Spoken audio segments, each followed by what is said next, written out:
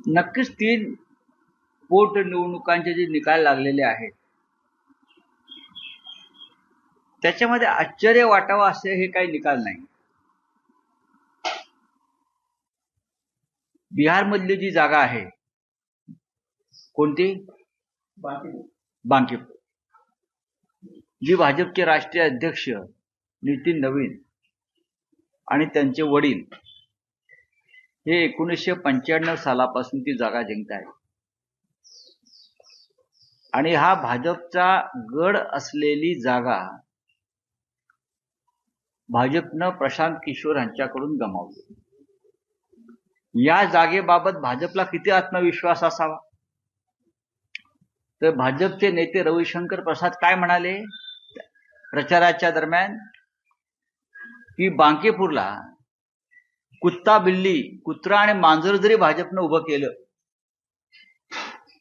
म्हणजे पहा किती मतदारांना गृहीत धरतात.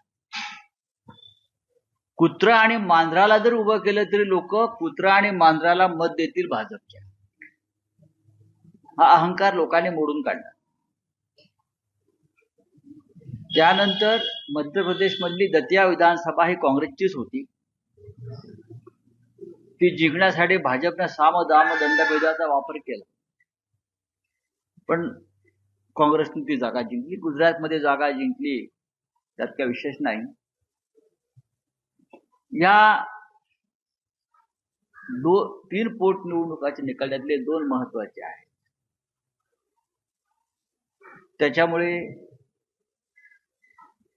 फार मोठी क्रांती झाली वगैरे असं म्हणणार की आम्ही नाही, किंवा ही मिनी सार्वत्रिक निवडणूक आहे, मिनी जनरल इलेक्शन असंही मी म्हणणार नाही. पण लोकांचा कल दिसतो आहे याच्यामध्ये. मोदींची किंवा भारतीय जनता पक्षाची लोकप्रियता किती खाली घसरली आहे हे तुमच्या बालेकिल्ल्यातल्या पराभवातून स्पष्ट दिसत आहे. विशेषतः बांकीपूरमध्ये 95 पासून जो गड आपल्या ताब्यात आहे तो तुम्ही टिकवू शकला नाही. त्याचा अर्थ 64% लोकांनी आपल्या विरोधामध्ये मतदान केलं, जे आतापर्यंत भारतीय जनता पक्षाला मतदान करत होते. त्याने एक नवीन पर्याय निवडला हे सुद्धा महत्वाचं आहे. हवा पालट होताना दिसते.